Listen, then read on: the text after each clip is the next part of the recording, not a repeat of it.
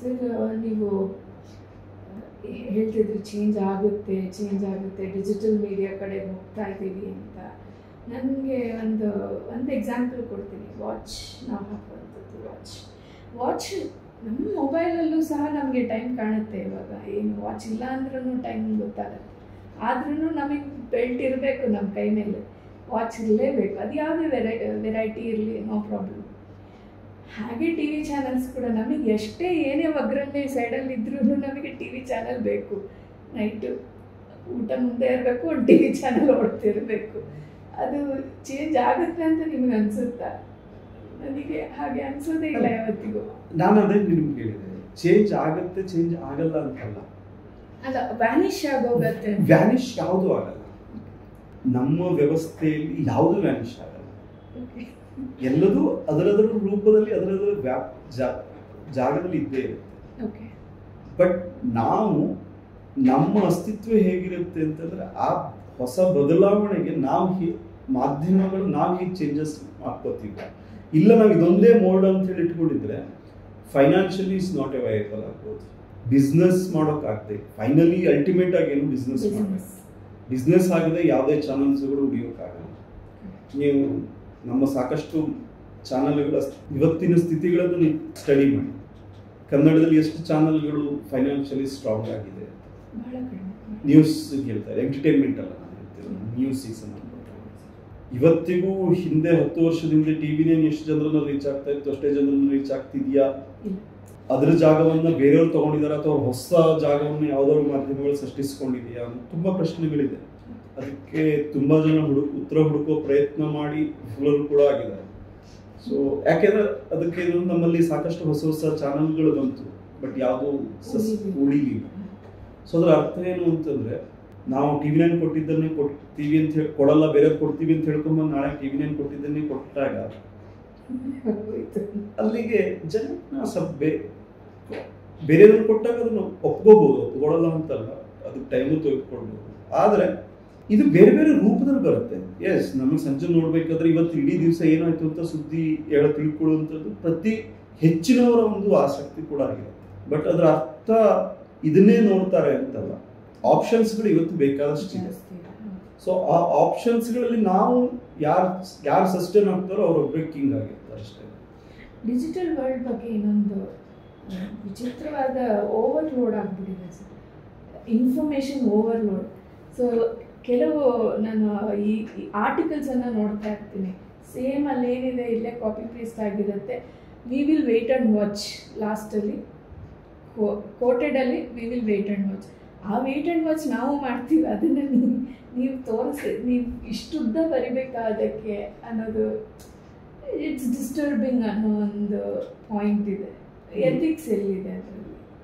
ಈಗ ಇದು ಫೈನಲಿ ಮತ್ತೆ ನಾವು ನಿಮಗೆ ಯಾರೋ ಒಬ್ಬರು ಈ ರೀತಿಯ ನಿಮ್ಮ ಟ್ರಸ್ಟನ್ನು ಬ್ರೇಕ್ ಮಾಡಿದ್ರು, ನ್ಯೂಸನ್ನ ಸಂಬಂಧಪಟ್ಟ ಟ್ರಸ್ಟನ್ನು ಬ್ರೇಕ್ ಮಾಡಿದ್ರು ಅಂದರೆ, ಹಿಂದೆ ಒಂದು ಕಾಲದಲ್ಲಿತ್ತು, ವಿಜಯ ಕರ್ನಾಟಕ ಪ್ರಜಾವಾಣಿ ಅಥವಾ ಸಂಯುಕ್ತ ಕರ್ನಾಟಕ ಯಾವುದೋ ಒಂದು ಪತ್ರಿಕೆಯಲ್ಲಿ ನನಗೆ ಇಷ್ಟ ಆಗದೆ ಇರೋದೊಂದು ಸುದ್ದಿ ಬಂತು ಅಂತಂದರೆ 1 ತಿಂಗಳ ವೆಯ್ಟ್ ಮಾಡೋರು, 2 ತಿಂಗಳ ವೆಯ್ಟ್ ಮಾಡೋರು, ಕೆಲವೊಬ್ರು 6 ತಿಂಗಳವರೆಗೆ ವೆಯ್ಟ್ ಮಾಡೋರು. ಪೇಪರ್ ಹಾಕೋನಿಗೆ ಹೇಳೋರು, ಏನಪ್ಪ ಇತ್ತೀಚೆಗೆ ಈ ರೀತಿ ಬರ್ತಿದೆ ಪತ್ರಿಕೆ, ಏನಕ್ಕೆ ಹೀಗೆ ಬರ್ತಿದೆ ಅಂತ. ಅಲ್ಲಿಂದ ಏಜೆಂಟಿಗೆ ಹೋಗೋದು, ಏಜೆಂಟಿಂದ ಅಲ್ಲಿಯ ಸ್ಥಳೀಯವಾಗಿರುವಂಥ ಯಾರು ಬೇರೆಯವ್ರಿಗೆ ರಿಪೋರ್ಟ್ರ್ ಇರ್ಬೋದು, ಅಲ್ಲಿ ಹೀಗೆ ಒಬ್ಬೊಬ್ರಿಗೊಬ್ರಿಗೆ ಅದು ಕಮ್ಯುನಿಕೇಶನ್ ಆಗ್ತಾ ಹೋಗೋದು, ಅಥವಾ ಸರ್ವೆಗಳ ಮೂಲಕ ಗೊತ್ತಾಗೋದು. ಜನ ಅವತ್ತು ರಿಜೆಕ್ಟ್ ಮಾಡೋಕ್ಕೆ 6 ತಿಂಗಳನೋ 1 ವರ್ಷನೋ ಅಥವಾ 2-3 ತಿಂಗಳೋ ಟೈಮ್ ತಗೊಳ್ಳೋದು. ಬಟ್ ಇವತ್ತು ನಿಮ್ಗೆ ರಿಜೆಕ್ಟ್ ಇಮಿಡಿಯೇಟ್ ಆಗುತ್ತೆ. ನೀವು ಆ ಸುದ್ದಿ ನಿಮ್ಗೆ ಇಷ್ಟ ಆಗಲಿಲ್ಲ ಅಂತ ನಿಮ್ಮ ಈ ರೀತಿ ಸುದ್ದಿ ಕೊಡ್ತು ಅಂತಂದರೆ ನೆಕ್ಸ್ಟ್ ಟೈಮ್ ನೀವು ಆ ವೆಬ್ಸೈಟಲ್ಲಿ ನೋಡೋದೇ ಇಲ್ಲ, ಅಥವಾ ಆ ಪೇಜನ್ನು ಫಾಲೋ ಮಾಡೋದು. It may be any website or YouTube channel. ನಿಮ್ಗೆ ಯಾರೋ ಒಬ್ಬ ಯೂಟ್ಯೂಬರು ಇವತ್ತಿಷ್ಟು ಕೆಟ್ಟದಾಗಿ ಇನ್ಫಾರ್ಮೇಷನ್ ಕೊಡ್ತಿದ್ದಾನೆ, ನಮ್ಮ ದೇಶದ ಬಗ್ಗೆ ಒಬ್ಬ ಕೆಟ್ಟದಾಗಿ ಮಾತಾಡ್ತಿದ್ದಾನೆ ಅಂತ ಹೇಳಿದ್ರೆ ನಾವು ನಾಳೆಯಿಂದ ನಾವು ಫಾಲೋ ಮಾಡೋದು. ಸೊ ಅದರಿಂದ ಏನಾಗುತ್ತೆ ಅಂದರೆ ಅದರ ರಿಸಲ್ಟ್ ಇಲ್ಲಿ ಇಮಿಡಿಯೇಟ್ ಆಗುತ್ತೆ. ಯಾರು ಬದಲಾಯಿಸ್ಕೋತಾರೋ ಅವರು ಸರ್ವೈವ್ ಆಗ್ತಾರೆ. ಯಾರು ಬದಲಾಯಿಸ್ಕೊಂಡು ಆನೆ ನಡೆದಿದ್ದಾರೆ ಅಂತ ಹೇಳ್ಕೊಂಡು ಅದೇ ಮಂಡಕಗಳಾಗಿರ್ತದೆ, ಆಬ್ವಿಯಸ್ಲಿ ನಾಳೆ ಅದು ಪ್ರಾಬ್ಲಮ್ ಅವ್ರಿಗೆ ಬಿಟ್ಟಿದ್ದು. ಸೊ ನಾವು ಆಸ್ ಎ ಯೂಸರ್ ನನಗೆ ಇವತ್ತು ಬೇರೆ ಆಪ್ಷನ್ಸ್ ಇದೆ, ನಾನು ಅದನ್ನ ಒಳ್ಳೆ ಆಪ್ಷನ್ಸನ್ನು ಸೆಲೆಕ್ಟ್ ಮಾಡ್ಕೊಳ್ಳೋವಂಥ ಅಧಿಕಾರ ನನಗಿದೆ. ಅದನ್ನ ಯಾರು ಇದು ಮಾಡೋಕ್ಕೆ ಎಸ್ ನಮ್ಮ ಒಳ್ಳೆ ಆಪ್ಷನ್ಸಿಗಾಗಿ ನಾವು ಒಂದಿಷ್ಟು ಹುಡುಕ್ಬೇಕು ಅಷ್ಟೇ. ನಮ್ಮ ಮುಂದಿರೋ ಆಪ್ಷನ್ ಅದೇ.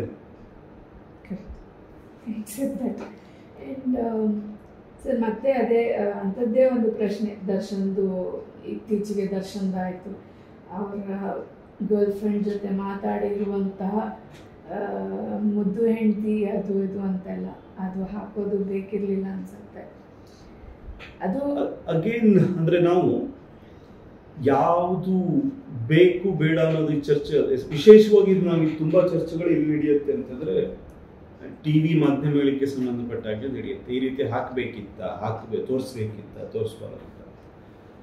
ಇದು ಇವತ್ತು ನಿನ್ನೆದಲ್ಲ. ನಾವು ಬ್ರಿಟನ್ ರಾಣಿಗ ಆಕ್ಸಿಡೆಂಟಿನ ವಿಚಾರಕ್ಕೆ ಸಂಬಂಧಪಟ್ಟಾಗೆ, ಅವರ ಅಫೇರಿಗೆ ಸಂಬಂಧಪಟ್ಟಾಗೆ, ಅದಕ್ಕೂ ಹಿಂದಿನ ದಿನಗಳಿಂದಲೂ ಈ ಚರ್ಚೆಗಳು ನಡ್ಕೋತಾ ಬರ್ತಾ ಇದೆ. ಇವರ ಪ್ರೈವೇಟ್ ಲೈಫನ್ನು ನಾವು ತೋರಿಸ್ಬೇಕಾ, ಇದರಲ್ಲಿ ಸುದ್ದಿ ಮಾಡಬೇಕಾ? ಒಂದು ಸಮಸ್ಯೆ ಏನಿದೆ ಅಂತಂದ್ರೆ, ನಾವು ಇದ್ರ ಬಗ್ಗೆ ಚರ್ಚೆ ಮಾಡ್ತೀವಲ್ವ, ಈ ಪ್ರೈವೇಟ್ ಲೈಫನ್ನು ತೋರಿಸ್ಬಾರ್ದಿತ್ತು, ಆದರೆ ಅದ್ರ ಬಗ್ಗೆ ನಾವೇ ಹಿಂಗೆ ಚರ್ಚೆ ಮಾಡ್ತೀವಿ. ಫಾರ್ ಎಕ್ಸಾಂಪಲ್, ನೀವು ರೀಲ್ಸನ್ನು ನೋಡಿ, ಅದಕ್ಕೆ ಸಂಬಂಧಪಟ್ಟಿದ್ದ ರೀಲ್ಸ್ ಯಾವುದೊಂದಿತ್ತು, ಅಥವಾ ಒಂದು ಟ್ರೆಂಡಿಂಗ್ ಅಂತ ಬರುತ್ತೆ, ಸೋಷಿಯಲ್ ಮೀಡಿಯಾ ಟ್ರೆಂಡಿಂಗ್ ಅಂತ ಬರುತ್ತೆ, ಅಥವಾ ಇಂಟರ್ನೆಟ್ ಟ್ರೆಂಡಿಂಗ್ ಅಂತ ಬರುತ್ತೆ, ಗೂಗಲ್ ಟ್ರೆಂಡಿಂಗ್ ಅಂತ ಬರುತ್ತೆ. ಅಲ್ಲಿ ನೆಗೆಟಿವ್ ಇಶ್ಯೂಗಳು ಏನೇನಿರುತ್ತೋ ಅದು ಹೆಚ್ಚು ಟ್ರೆಂಡ್ ಆಗ್ತಾ ಇರುತ್ತೆ. ಪಾಸಿಟಿವ್ ಇಶ್ಯೂ ಯಾವತ್ತೂ ಟ್ರೆಂಡ್ ಆಗಲ್ಲ, ತುಂಬಾ ರೇರ್. ಯಾವತ್ತೂ ನೀರಜ್ ಚೋಪ್ರಾ ಗೋಲ್ಡ್ ಗೆದ್ದಾಗ ಮಾತ್ರ ಆಗುತ್ತೆ. ಬಟ್ ಅದೇ ನೀರಜ್ ಚೋಪ್ರಾ ಗೋಲ್ಡ್ ಗೆದ್ದು ಇನ್ಯಾವತ್ತೋ ಒಂದು ದಿವಸ ಒಂದು ಒಳ್ಳೆ ಕೆಲಸ ಮಾಡ್ತಿದ್ದಾನೆ ಅದನ್ನ ಹೇಳಿದ್ರು ಅಂತಂದ್ರೆ ಅದು ಯಾವತ್ತೂ ಟ್ರೆಂಡ್ ಮಾಡಲ್ಲ. ನಮ್ಮ ಅಂದ್ರೆ ನಾವು ಏನ್ ಮಾಧ್ಯಮದಲ್ಲಿ ನೋಡ್ತೀವೋ, ಸೋಷಿಯಲ್ ಮೀಡಿಯಾದಲ್ಲಿ ನೋಡ್ತೀವೋ, ಅದೆಲ್ಲವೂ ನಮ್ಮ ಮೈಂಡಿನ ಮಿರರ್ ಅಷ್ಟೇ. ನಾವೇನಂದ್ರೆ ಬೇರೆಯವ್ರನ್ನ ನಾವು ಬ್ಲೇಮ್ ಮಾಡೋಕೆ ಯಾರನ್ನೊಬ್ಬರನ್ನ ಕಾಯ್ತಾ ಇರ್ತೀವಿ. ಆ ಟಿವಿ ಅವರು ಅದನ್ನ ತೋರಿಸ್ರು, ಈ ಟಿವಿ. ನಾವು ಇನ್ನೊಂದು ಆಂಗಲ್ ಇಂದ ಹೋಗೋಣ. ಈಗ ಒಂದೊಮ್ಮೆ ನೀವು ಅದನ್ನ ನೋಡ್ತಾ ಇಲ್ಲ, ಅವ್ರಿಗೆ ಅದರಿಂದ TRP ಬರ್ತಿಲ್ಲ ಅಂತಂದ್ರೆ ಅವ್ರು ಯಾಕೆ ಹಾಕ್ತಾರೆ? ಅವ್ರು ಹಾಕ್ತಿದ್ದಾರೆ ಅಂದ್ರೆ ನೀವು ನೋಡ್ತಿದ್ದೀರಾ. ನಾವು ನೋಡ್ತಿಲ್ಲ ಅಂತಂದ್ರೆ ಆಬ್ವಿಯಸ್ಲಿ ಅವ್ರು ಹಾಕೋದಿಲ್ಲ. ಎಲ್ಲಿ ಬಿಸ್ನೆಸ್ ದುಡ್ಡು ಇಲ್ವೋ ಮಾಧ್ಯಮವಾಗಿ ಆಮೇಲೆ ನೋಡೋಣ, ಅದು ಉದ್ಯಮ. ಎಲ್ಲಿ ದುಡ್ಡು ಇಲ್ವೋ ಅಲ್ಲಿ ಯಾರೋ ಉದ್ಯಮ ಮಾಡಲ್ಲ. ಯಾರೋ ಒಬ್ಬ ಹೆಚ್ಚು ಇನ್ವೆಸ್ಟ್ ಮಾಡಿ ಅಲ್ಲಿ ಅಂದ್ರೆ ಅವ್ರು ಟೈಮನ್ನು ಇನ್ವೆಸ್ಟ್ ಮಾಡ್ತಿದ್ದಾರೆ, ಸುದ್ದಿಯನ್ನು ಇನ್ವೆಸ್ಟ್ ಮಾಡ್ತಿದ್ದಾರೆ ಅಂದ್ರೆ ಅದು ದುಡ್ಡಿದೆ ಅಂತ. ಅಂದ್ರೆ ಜನ ಬರ್ತಿದ್ದಾರೆ, ನೋಡ್ತಿದ್ದಾರೆ, ದುಡ್ಡಿದೆ. ಅದಿಲ್ಲ ಅಂತಂದ್ರೆ ಯಾವುದೇ ಕಾರಣಕ್ಕೂ ಅವ್ರು ಮಾಡಲ್ಲ. ಯಾರಿಗೆ ನೀವು ನೋಡಲ್ಲ ಅನ್ನೋದನ್ನ ಬಯಸ್ಕೊಂಡು ಜನನೂ ನೋಡಲ್ಲ ಅಂತಂದ್ರೆ ಅವ್ರು ಯಾಕೆ ಹಾಕ್ತಾರೆ? ನಾವು ತುಂಬ ಜನ ಹಾಗೆ ಹೀಗೆ ಅಂತ ತುಂಬ ಬೈಕೋತಾ ಇರ್ತೀವಿ ಎಲ್ಲರಿಗೂ. ಅವ್ರು ಅಂತ ಸುದ್ದಿ ತೋರಿಸಿ ನಮ್ಮ ಸೋಷಿಯಲ್ ಮೀಡಿಯಾ ಒಂದ್ಸರಿ ನೋಡ್ಕೊಳ್ಳಿ, ಹೋಮ್ ಪೇಜಿಗೆ ಹೋಗಿ ನಾವು ಏನ್ ಹೆಚ್ಚು ಶೇರ್ ಮಾಡ್ತೀವಿ, ಯಾವ ಸುದ್ದಿ ಬಂದ್ರೆ ಹೆಚ್ಚು ಶೇರ್ ಮಾಡ್ತೀವಿ, ಅದನ್ನ ಏನು ಬೇಡ. ನಮ್ಮ ಯೂಟ್ಯೂಬ್ ಹೋಮಿಗೆ ಹೋದ್ರೆ ನಾವು ಏನೇನು ಕಂಟೆಂಟ್ ಅನ್ನ ಕನ್ಸ್ಯೂಮ್ ಮಾಡ್ತೀವಿ ಅನ್ನೋದು ನಮ್ಮ ಯೂಟ್ಯೂಬ್ ಹೋಮಿಗೆ ಹೋಗಿ 20 ವಿಡಿಯೋ ನೋಡಿದ್ರೆ ಇವನು ಇಂತಿಂತದ್ದು ನೋಡ್ತಾನೆ ಅಂತ ಗೊತ್ತಾಗುತ್ತೆ. ನಿಮ್ಮ ರೀಲ್ಸ್ ಅನ್ನ 10 ನಿಮಿಷ ಮೀಡಿಯಾನು exactly at the same time ಎಲ್ಲರಿಗೂ ಇಷ್ಟ ನೋಡಿ. ಈಗ ಅದರ ಅರ್ಥ ಎಲ್ಲದೂ ನೀವು ಹೇಳಿದಾಗ ದರ್ಶನ್ ಅವರು ವಿಡಿಯೋ ಸುದ್ದಿಯನ್ನು ಇಷ್ಟಪಡ್ತಾರೆ ಅಂತೇನೆ. ಈಗ ನಾನು ಇವತ್ತು ನೋಡಿ, ಈಗ ದರ್ಶನ್ ಇನ್ಸಿಡೆಂಟ್ ಆದಮೇಲೆ ಒಂದಿಷ್ಟು ವಿಡಿಯೋಗಳನ್ನು ನೋಡಿದ್ದೀನಿ, ಸುದ್ದಿಗಳು. ಆಮೇಲೆ ಯೂಟ್ಯೂಬ್ ನಾನು ಚಾನಲ್ ಹಾಕ್ಬಿಟ್ಟು ಯಾವತ್ತೂ ನೋಡಿ. ನಾನು ನ್ಯೂಸ್ ಚಾನಲ್ಗಳನ್ನು ಪತ್ರಿಕೆಗಳನ್ನು ಓದೋದ್ಬಿಟ್ಟು ತುಂಬ ವರ್ಷ ಆಯ್ತು. ನಾನು ಅದನ್ನು ಅದರ ಅರ್ಥ ನನ್ನ ಸುದ್ದಿಗಳನ್ನು ಸುದ್ದಿ ತಗೋತೀನಿ. ಎಲ್ಲೆಲ್ಲಿ ಸುದ್ದಿಯನ್ನು ತಗೋಬೇಕು, ಹೇಗೆ ತಗೋಬೇಕು ನಾನು ತಗೋತಾ ಇರ್ತೀನಿ. ಸೊ ಬಟ್ ಅದರ ಅರ್ಥ ಏನು ಅಂತಂದರೆ, ನಮಗೆ ಬೇಕಾಗಿದ್ದನ್ನು ನಾನು ಕನ್ಸ್ಯೂಮ್ ಮಾಡಿ ಒಂದು ಯಾರು ಹಾಗೆ ನನ್ನಂಥವ್ರ ಸಂಖ್ಯೆ ತುಂಬ ಕಡಿಮೆ ಇದೆ, ತುಂಬ ಕಡಿಮೆ. ಆದರೆ ಅದನ್ನು ನೋಡುವಂಥವ್ರ ಸಂಖ್ಯೆ ಹೆಚ್ಚಿರೋದಕ್ಕಾಗೇನೆ ಆ ಚಾನಲ್ಗಳು ಸುದ್ದಿಗಳನ್ನು ಹಾಕ್ತಿದ್ದಾರೆ. ಸೊ ಜನಕ್ಕೆ ಬೈಯೋದ್ರಲ್ಲಿ, ಇದು ಮಾಧ್ಯಮಗಳಿಗೆ ಬೈಯೋದ್ರಲ್ಲಿ ಯಾವುದೇ ಅರ್ಥನೇ ಇಲ್ಲ. ಜನ ನೋಡೋದು ಸ್ಟಾಪ್ ಮಾಡಿದ್ರಾಯ್ತು ಅಷ್ಟೇ. ನೀವು ಅದೇ ಒಂದು ಯೂಟ್ಯೂಬಲ್ಲಿ 1-2 ವಿಡಿಯೋ ಹಾಕಿ, ನಿಮಗೊಂದು ಸ್ವಂತ ತುಂಬ ಒಳ್ಳೆ ಪಾಸಿಟಿವ್ ವಿಡಿಯೋವನ್ನು ಒಂದು ಹಾಕಿ, ಹಾಗೆ ದರ್ಶನ್ ನೀವು ಹೇಳಿದಂಥ ಸುದ್ದಿಯನ್ನು ಹಾಕಿ, ಎಟ್ ಎ ಟೈಮ್ ನಿಮ್ಮ ಚಾನಲ್ಗಳಲ್ಲೇ ಹಾಕಿ. ಯಾವಾಗ ಹೆಚ್ಚು ವ್ಯೂ ಬರುತ್ತೆ ದರ್ಶನ್ ಇದಕ್ಕೆ ಯಾಕೆ ಬರೋದು? ಬೈತಾ ಹಾಕೋದ್ರಕ್ಕೆ ಜಾಸ್ತಿ ಬರ್ತದೆ. ಅಂದರೆ ಜನರ ಮೈಂಡ್ ಸೆಟ್ ಏನು ಅಂತಂದರೆ ಅದನ್ನು ಬೈತಾ ನೋಡ್ತಾರೆ. ಸೊ ಅಷ್ಟು ಬೇಡ ಅಂತಂದರೆ ನೋಡೋದು ನಿಮಗೆ ಚಾನಲ್ ಆಫ್ ಮಾಡೋಕೆ ಆಪ್ಷನ್ ಇದೆ. ಯೂಟ್ಯೂಬಲ್ಲಿ ಕನ್ಸ್ಯೂಮ್ ಮಾಡಬೇಡಿ, ಒಳ್ಳೆ ಕಂಟೆಂಟ್ ಇದೆ. ನಾನು ಬೇಕಾದ್ರೆ 3 ಚಾನಲ್ ಕಂಟೆಂಟ್ ಹೆಸರಲ್ಲೂ ಕೊಡ್ತೀನಿ, ಇಂಥ ಒಳ್ಳೊಳ್ಳೆ ವಿಡಿಯೋಗಳನ್ನು ಕೊಡೋದು, ಅದು ಕನ್ಸ್ಯೂಮ್ ಮಾಡಿ. ಆಬ್ವಿಯಸ್ಲಿ ಚೇಂಜ್ ಆಗುತ್ತೆ. ಸೊ ಚೇಂಜ್ ಮಾಡಬೇಕಾಗಿದ್ದು ನಾವೇನೆ. ಈಗ ನಾವು ಎಷ್ಟೋ ಜನ ಈಗ ರಸ್ತೆಯಲ್ಲಿ ಹೊಂಡ ಬಿದ್ದಿರುತ್ತೆ, ಅಲ್ಲಿ ಏನೋ ಮತ್ತೇನೋ ಸರ್ಕಾರಕ್ಕೆ ಸರಿ ಮಾಡ್ಕೊಂಡಿಲ್ಲ ಅಂತ ಹೇಳಿ ಬೈಕೊಂಡು ಹೋಗ್ತೀವಿ. ಆದರೆ ಅದನ್ನು ಸರಿ ಮಾಡಬೇಕು ಅಂತ ಹೇಳಿ ಆ ವ್ಯವಸ್ಥೆಗೆ ದೂರನ್ನು ಸ್ವಲ್ಪ ಮಾಡಿ ನನಗೆ ಆಗಬೇಕು ಆ ಕೆಲಸ ಅಂತೇಳಿ ಇಲ್ಲೂ ಅದೇ ಆಗೋದು. ಬೈಕೊಂಡು ಹೋಗ್ತೀವಿ, ಆ ಥರದನ್ನು ನೋಡ್ತೀವಿ. ಬಟ್ ಆ ವ್ಯವಸ್ಥೆ ಬದಲಾಗಬೇಕು ಅಂತಂದರೆ ಸರಿಯಾದ ದಾರಿ ನಾವು ಹೋಗ್ಬೇಕಲ್ಲ. ಇದು ಇನ್ನೊಂದು ರೀತಿಯಲ್ಲಿ ಯೋಚನೆ ಮಾಡಬಹುದು ಅಂತ ಗೊತ್ತಾಯಿತು. Thank you. ಆ್ಯಂಡ್ ಸರ್, ನಿಮ್ಮ ಫೇವ್ರೆಟ್ ಆ್ಯಂಕರ್ ಯಾರು ಸರ್, ಅಥವಾ ನ್ಯೂಸ್ ಜರ್ನಲಿಸ್ಟ್ ಯಾರು ಇವಾಗ? ನಾನು ಪ್ರತಿ ದಿವಸನೂ ನೋಡುವಂಥದ್ದು ಪಾಲ್ಕಿ ಶರ್ಮಾ. ಪಾಲ್ಕಿ ಶರ್ಮಾರನ್ನ ತುಂಬ ವರ್ಷಗಳಿಂದ ಅವರ ಶೋಗಳನ್ನು ತುಂಬ ಇಷ್ಟಪಡ್ತೀನಿ. ಯಾಕೆಂತಂದ್ರೆ ಅವರು ಸುದ್ದಿಯನ್ನು ಮಾತ್ರ ಕೊಡ್ತಾರೆ, ಯಾವುದೂ ರೇಗಾಡಲ್ಲ ಅಥವಾ ಎಲ್ಲೂ ಎಕ್ಸ್ಟ್ರೀಮ್ ಆಗಿ ಬಿಹೇವ್ ಮಾಡಲ್ಲ. At the same time Bharat ಅಂತ ಒಂದು ವಿಷಯ ಬಂತು ಅಂತಂದರೆ ಭಾರತವನ್ನು ಬಿಟ್ಟು ಹೋಗಲ್ಲ. ಭಾರತದ ಒಂದು ವಿಚಾರ ಬಂದಾಗ ಅದರಲ್ಲೂ ಕೂಡ ಅವರು ಒಂದು ಇದ್ರದ್ದು ಏನು, ಈಗ ತುಂಬ ಜನ ಇಸಮ್ ಅನ್ನೋದನ್ನು ಹೇಳ್ತೀವಲ್ಲ, ಆ ಇದ್ರೊಳಗೆ ಬರದೇನೆ ಇದು ನನ್ನ ದೇಶ, ನನ್ನ ದೇಶದ ಬಗ್ಗೆ ಪ್ರೀತಿ ಇರುವಂಥದ್ದು ಇಸಮ್ ಅಲ್ಲ. ನನ್ನ ದೇಶದ ಪ್ರೀತಿ ಇರೋದು ನನ್ನ ಕರ್ತವ್ಯ. ಆ ರೀತಿಯಾಗಿ ನೋಡಿದಾಗ ನಾನು ತುಂಬ ಇಷ್ಟಪಡುವಂಥದ್ದು ಪಾಲ್ಕಿ ಶರ್ಮಾ. ಓಕೆ. ತುಂಬ ಜರ್ನಲಿಸ್ಟ್ಗಳು ಪರಿಚಯ ಆದರು ಸರ್ ಕೆಲವು ವರ್ಷಗಳಿಂದ. ಸೊ ನಾನು ನಿಮ್ಮ ಬಗ್ಗೆ ಯಾವತ್ತೂ ನೀವು ಅಂದಿದ್ದ ಮಾತನ್ನು ಅವ್ರ ಹತ್ರ ಹೇಳ್ತಿರ್ತೀನಿ. ನನ್ನ ಇಂಟರ್ವ್ಯೂಗೆ ಹೋದಾಗ ನನಗೆ ಮಾತು ಹೇಳಿದರು ಅಂತ. ಯಾವಾಗ ನಿಮ್ಮ ಬಗ್ಗೆ ಮಾತಾಡಿದ್ರು ಒಂದು ಮಾತು ಎಲ್ಲರೂ ಹೇಳ್ತಾರೆ, ಆ ಮನುಷ್ಯ ಯಾರ ಪರ್ಸ್ನಲ್ ಲೈಫ್ ಬಗ್ಗೆನೂ ಬರೆಯಲ್ಲ, ಅವ್ರದ್ದೇನಿದ್ರು ಅವ್ರ ಪ್ರೊಫೆಷ್ನಲ್ ಲೈಫ್ ಮಾತ್ರ ಕಾನ್ಸಂಟ್ರೇಟ್ ಮಾಡ್ತಾರೆ. And I have picked up that quality from you, and I am implementing it in my career. Thank you for teaching that also.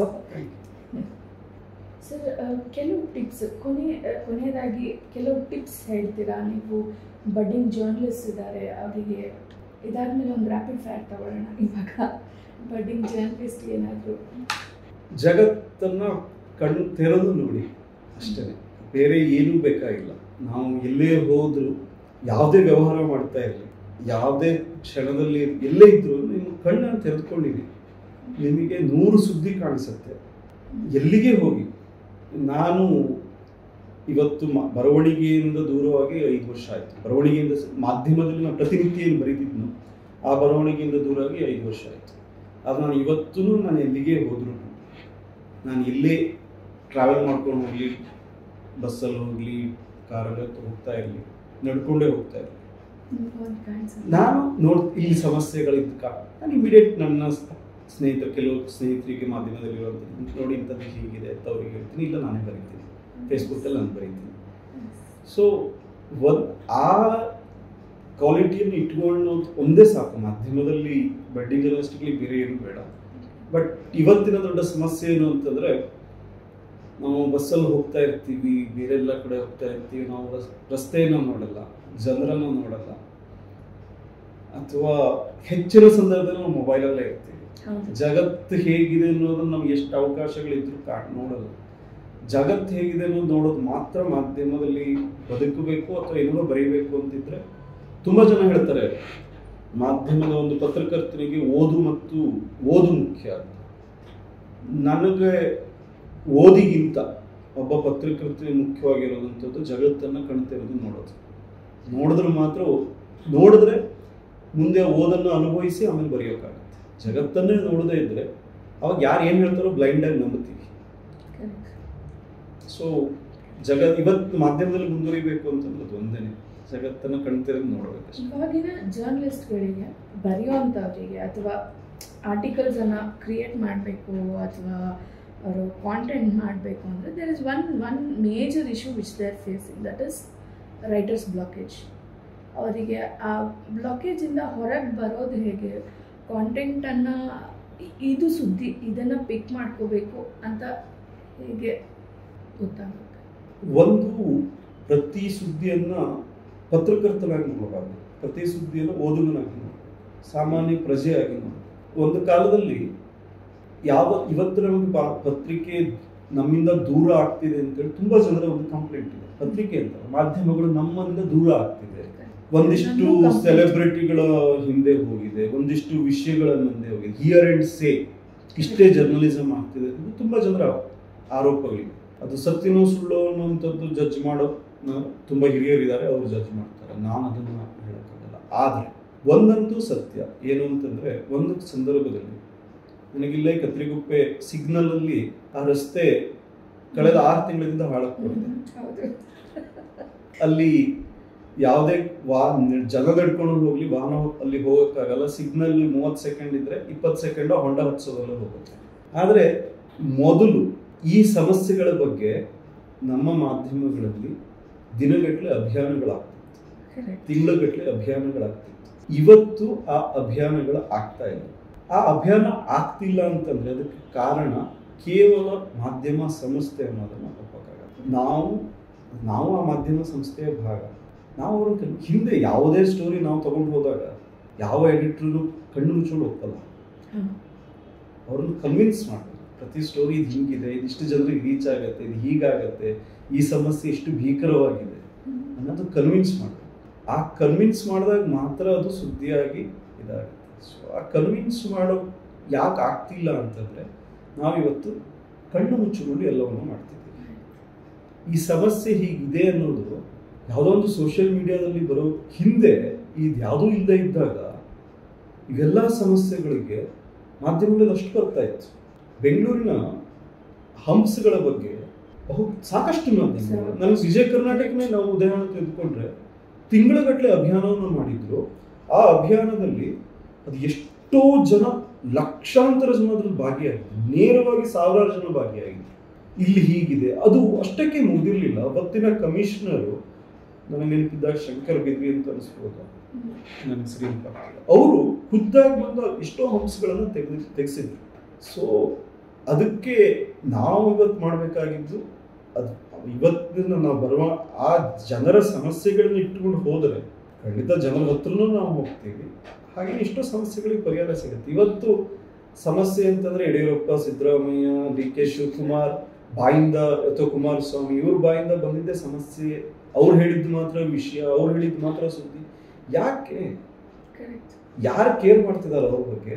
ಅವ್ರು ನಮ್ಮ ಬಗ್ಗೆ ಕೇರ್ ಮಾಡ್ತಿಲ್ಲ, ಜನರು ಅವ್ರ ಬಗ್ಗೆ ಕೇರ್ ಮಾಡೋ ಅಗತ್ಯ ಇಲ್ಲ.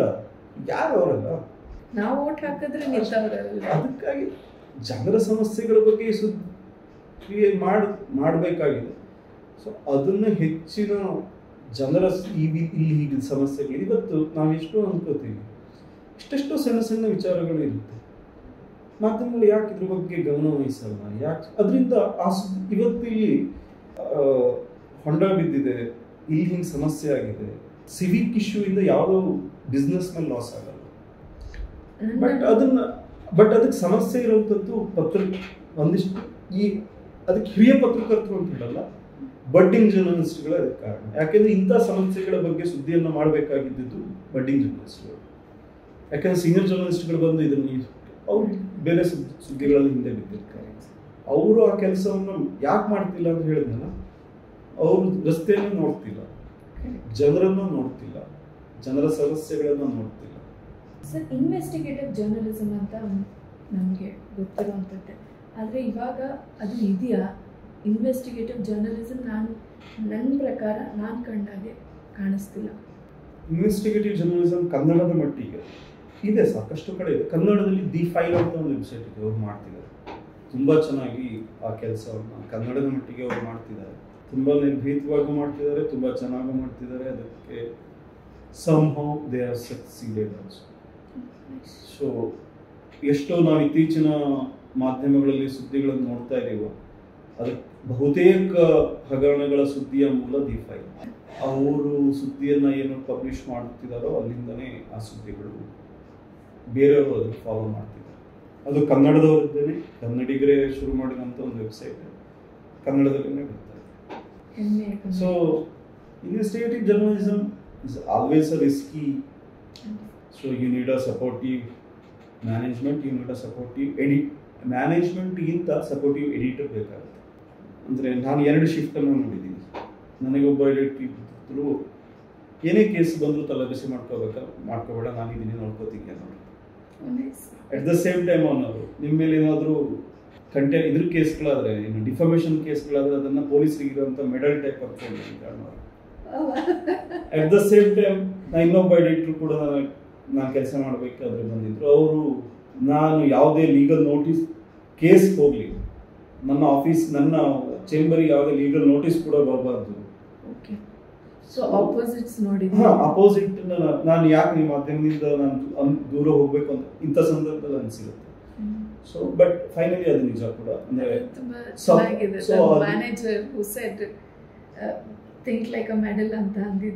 ಸೊ ಅಲ್ಲಿಗೆ ನಿಮಗೆ ಸಪೋರ್ಟ್, ಯಾವುದೇ ಇನ್ವೆಸ್ಟಿಗೇಷನ್ ಜರ್ನಲಿಸಮ್ ಮಾಡಬೇಕು ಅದು ಇರಬೇಕು ಅಂತಂದ್ರೆ ಒಬ್ಬ ಸಪೋರ್ಟಿವ್ ಎಡಿಟರ್ ಬೇಕು. ಸಪೋರ್ಟಿವ್ ಎಡಿಟರ್ ಇದ್ದಾಗ ಆಬ್ವಿಯಸ್ಲಿ ಒಳ್ಳೆ ಎಡಿಟರ್ನ ಮ್ಯಾನೇಜ್ಮೆಂಟ್ ಹಿಂದೆ ಇದ್ದೇ ಇರುತ್ತೆ. ಒಂದೇನು ಅಂತಂದ್ರೆ ಮ್ಯಾನೇಜ್ಮೆಂಟನ್ನು ಕನ್ವಿನ್ಸ್ ಮಾಡಬೇಕು. ತುಂಬ ಜನ ಏನು ಮಾಡ್ತಾರೆ ಅಂತಂದ್ರೆ ಕುರ್ಚಿಯನ್ನು ಕನ್ವಿನ್ಸ್ ಮಾಡಬೇಕು, ನನ್ನ ಕುರ್ಚಿ ಗಟ್ಟಿ ಇರಬೇಕು, ನನ್ನ ಕುರ್ಚಿಗೆ ಏನೋ ಆಗಬಾರ್ದು ಅಂತ. ಹಾಗಿದ್ದಾಗ ಇನ್ವೆಸ್ಟಿಗೇಷನ್ ಜರ್ನಲಿಸಮ್ ಖಂಡಿತ ಬರೋಕ್ಕೆ ಸಾಧ್ಯನೇ ಇಲ್ಲ. ನೀವು ಒಂದೊಮ್ಮೆ ಇನ್ವೆಸ್ಟಿಗೇಷನ್ ಸ್ಟೋರೀಸ್ಗಳು ಬರ್ತಿಲ್ಲ ಇತ್ತೀಚೆಗೆ ಅಂತ ನಿಮಗೆ ಫೀಲ್ ಆಯಿತು ಅಂತಂದರೆ ತುಂಬ ಜನ ಕುರ್ಚಿಗಳಿಗೆ ಫೆವಿಕಲ್ ಹಾಕೊಂಡು ಕೂತಿದ್ದಾರೆ ಅಂತ ಅನ್ಕೋಬೇಕಷ್ಟೇ. ಸರ್, ಕೆಲವು ಚಾನಲ್ಗಳು ಪರ್ಟಿಕ್ಯುಲರ್ ಆ್ಯಂಕರ್ ಅಥವಾ ಜರ್ನಲಿಸ್ಟ್ ಇಂದಾನೇ ಓಡ್ತಿದೆ, ಅವ್ರಿಲ್ಲ ಅಂದರೆ ಆಗಲ್ಲ ಅಂತ. For example, public TV Ranganath sir ಇರಬೇಕು, ಸುವರ್ಣ ಟಿವಿ ಸುವರ್ಣ ನ್ಯೂಸ್ ಅಜಿತ್ ಸರ್ ಇರಬೇಕು. ಹಿಂಗೆ ಇವ್ರು ಇದ್ರೇನೆ ಓಡೋದಾ, ಇಲ್ಲಾಂದ್ರೆ ಅದು ಮುಗೀತು ಅಂತ ಅನ್ಸುತ್ತಾ ನಿಮಗೆ? ನೀವು ಉಲ್ಲೇಖಿಸಿದಂತೆ ಇಬ್ಬರೂ ಕೂಡ ಕನ್ನಡದಲ್ಲಿ ತುಂಬ ಹೆಸರು ಮಾಡಿದಂಥ ಪತ್ರಕರ್ತರು ಕೂಡ. ಅವರು ಮುಂದೆ ಇಲ್ಲದೆ ಇದ್ರೆ ಏನಾಗುತ್ತೆ ಅನ್ನೋದು ನಂಗೆ ಗೊತ್ತಿಲ್ಲ. ಬಟ್ ಒಂದೇನು ಅಂತಂದರೆ, ಇವ್ರು ಇಲ್ಲದೆ ಇದ್ದರೆ, ನಾನು ಇಲ್ಲದೆ ಇದ್ದರೆ ಇದು ನಡೆಯಲ್ಲ ಅನ್ನೋವಂಥದ್ದು ಜಗತ್ತಲ್ಲಿ ಯಾವುದಿಲ್ಲ. ಈಗ ಈ ಮನುಷ್ಯ ಇಲ್ಲದೆ ಇದ್ರೆ ಈ ಪಕ್ಷ ಇರಲ್ಲ, ಈ ಮನುಷ್ಯ ಇಲ್ಲದೆ ಇದ್ದರೆ ಈ ಸರ್ಕಾರ ಇರಲ್ಲ, ಈ ಮನುಷ್ಯ ಇಲ್ಲದೆ ಇದ್ದರೆ ಈ ಪತ್ರಿಕೆ ಇರಲ್ಲ, ಈ ಮನುಷ್ಯ ಇಲ್ಲದೆ ಇದ್ದರೆ ಮೂವಿ ಜಗತ್ತು ಅನ್ನೋದೇ ಇರಲ್ಲ. ತುಂಬ ಮಾತುಗಳನ್ನು ಹೇಳೋದು, ಅದು ಅಭಿಮಾನದ ಅತಿರೇಕಗಳು ಆಗಿರ್ಬೋದು. ಅದು ವಾಸ್ತವದಲ್ಲಿ ಯಾರಿಲ್ಲದೆ ಇದ್ರೂ ಎಲ್ಲದೂ ನಡೆಯುತ್ತೆ, ಜಗತ್ತು ನಡ್ಕೊಂಡು ಹೋಗುತ್ತೆ.